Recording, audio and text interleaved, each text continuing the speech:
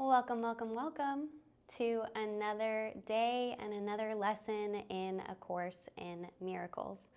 Yesterday we were on lesson 16, which is I have no neutral thoughts. And today we're moving into lesson 17, I see no neutral things. But before we go into that, center this a little bit. We are going to get grounded in this present moment, spending just a couple of moments. All that we give is given to ourselves.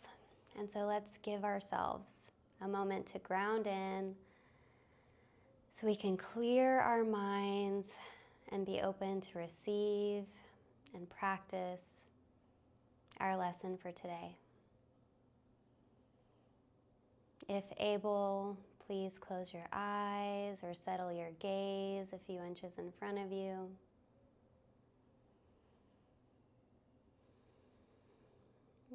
Starting to take some deep and nourishing breaths in through the nose.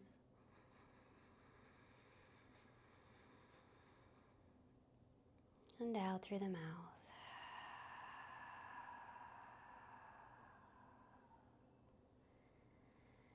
Perhaps directing your attention, and the breath starting at the base of your spine, breathing in and up. And as you inhale, feeling that breath travel up your spine, all the way to the top of your head. And on your exhale, feeling that breath travel down the front of your body, meeting back at the base of the spine. So again, breathing in, letting the breath travel up the spine.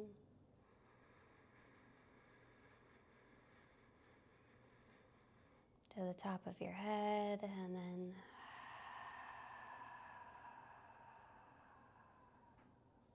letting the breath go down through the front of the body on your exhale. Allowing all other thoughts and distractions to gently fade away into the distance as you bring your full attention to this moment and your breath.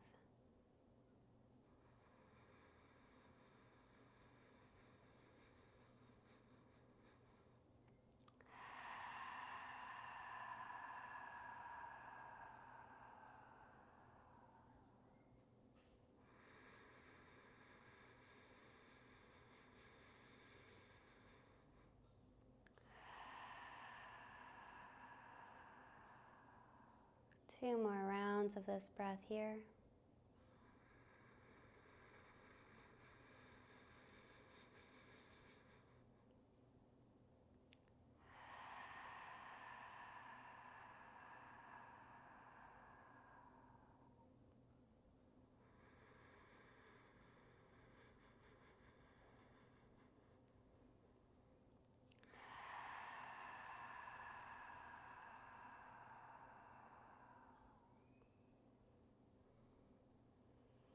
And as you're ready, bringing your attention back to the space.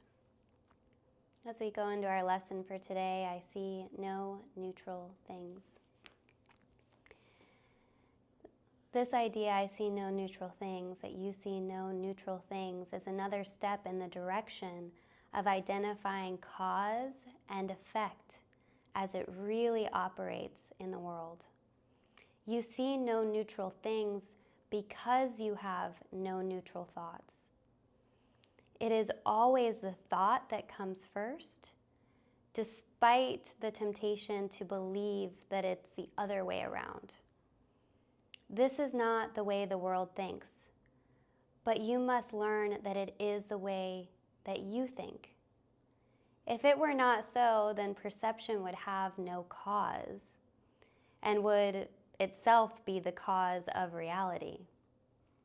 In view of perception's highly variable nature, this is hardly likely.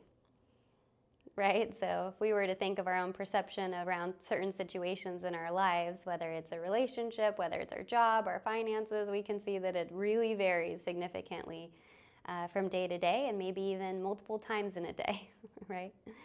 So in applying today's idea, say to yourself with eyes open, I see no neutral things because I have no neutral thoughts.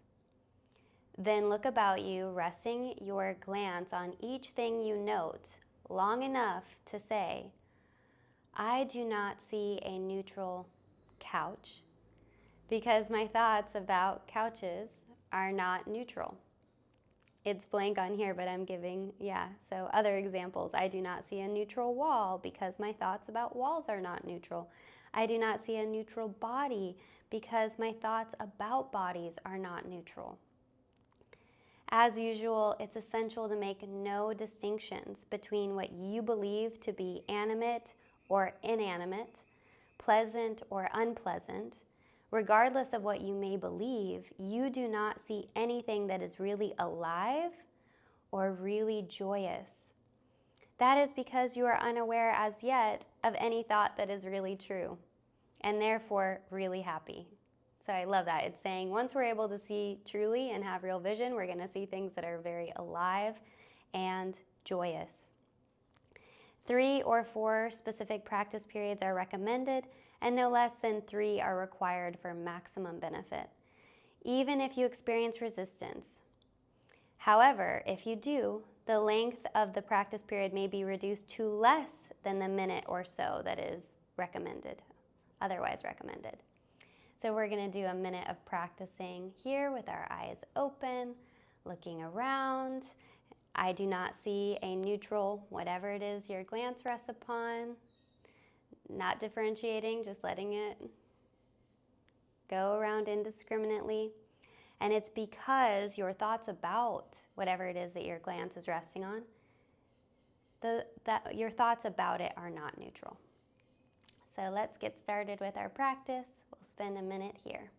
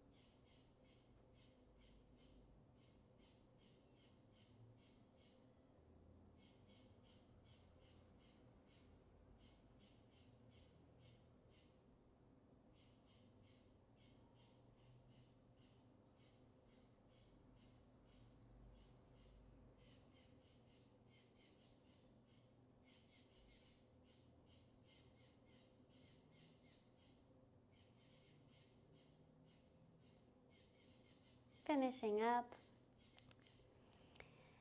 And we have done our first practice period together. 2 more are required for maximum benefit. But you can also do 3, do 4. But 3 is what we're looking for, and we've already done 1 together. Thank you so much for joining me in this practice for today. I will be doing a review of these couple of lessons, or just my personal experience of how the Course in Miracles has been showing up in my life here in the next couple days. I'll look forward to joining with you tomorrow as we move into Lesson 18. Much love.